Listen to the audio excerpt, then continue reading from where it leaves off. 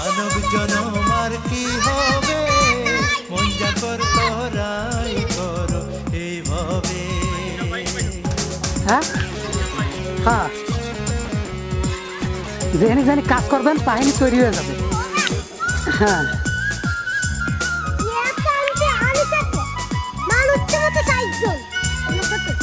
মাত্র 4 জন, আরো কত চলে আসবে না।